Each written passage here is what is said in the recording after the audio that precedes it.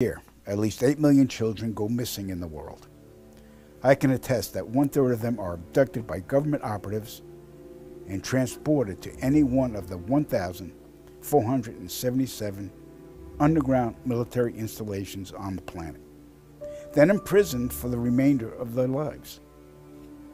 The children are subjected to biological and genetic experiments, dissections, and mutilations performed not by human scientists, but an alien gray species.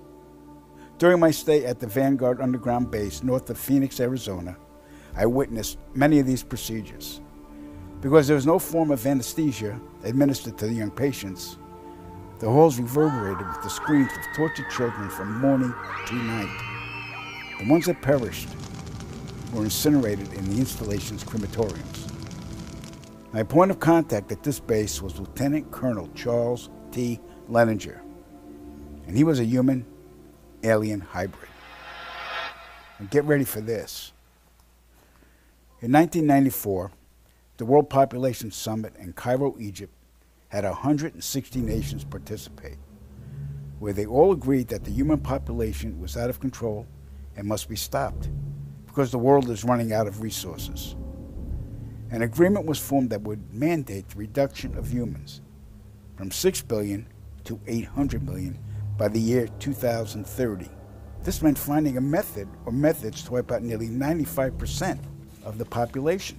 Solutions were discovered, investigated, tested, then created, and have been in full force since.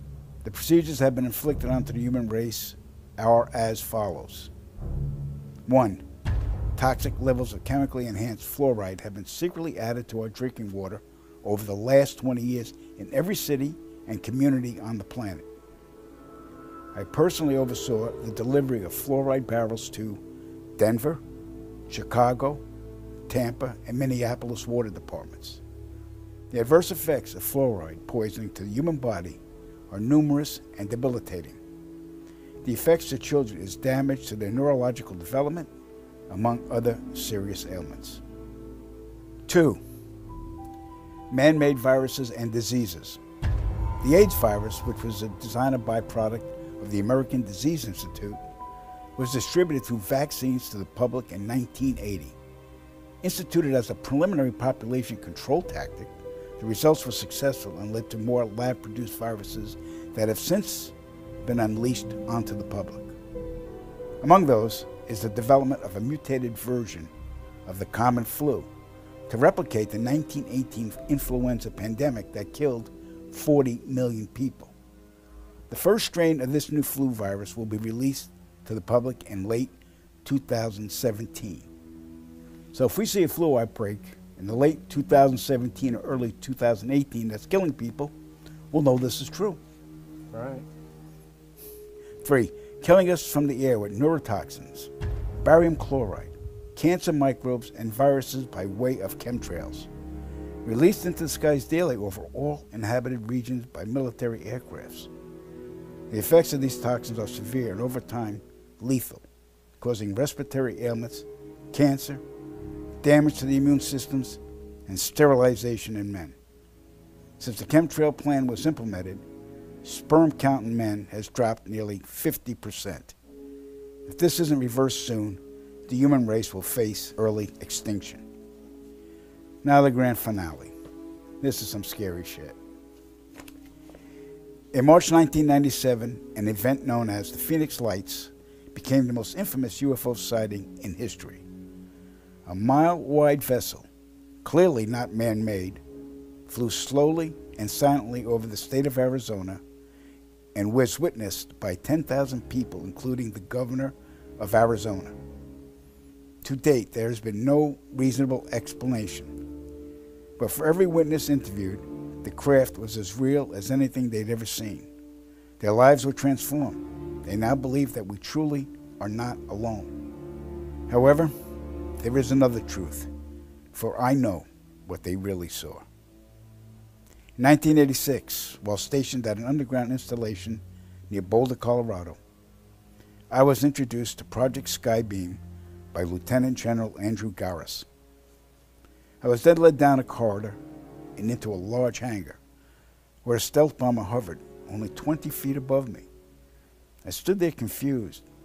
Then Garris looked over at me and smiled, then asked if I was certain of what I was seeing. I replied, of course. What else could it be? I was then shocked to find out that this wasn't a real craft. It was a projected hologram. Since the early 1950s, scientists had been developing holographic technology, and over the years improved it to a state that we can only imagine. As I stood there staring at the bomber, which looked so absolutely real and solid that I could reach up and touch it, I contemplated the possibilities. What if this projection was 1,000 feet up in the sky? How would anyone know that that was an illusion? The Phoenix Lights craft, witnessed by 10,000 people, was the first grand-scale skybeam test upon the public. It succeeded beyond expectations. In October 1938, Orson Welles unleashed his War of the Worlds radio broadcast to the American public. It was so realistically portrayed, vast portions of the population went into panic. Terrified citizens scrambled to evacuate their cities in droves. America had been easily tricked by very simple means. To amplify this response, those who are truly in power of not only our country, but all the countries on the planet, and who are the true purveyors of the depopulation process, have formulated the final stage of their sinister plan.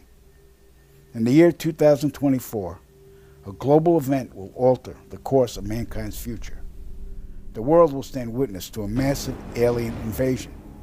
Thousands of projected holographic alien warships will blanket the skies, sending people into a global panic.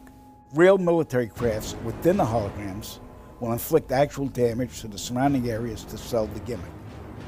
And as a result of the ensuing human chaos, a one-world government will immediately form without any resistance from the people. They will be the new world order. Once this happens, we as a people will be doomed to enslavement and accelerated depopulation. With that said, the only hope for human salvation is to acquire and spread the knowledge of these activities and agendas. Resist, retaliate, then conquer this imposing enemy. The time is now, as humanity is rapidly approaching its final days.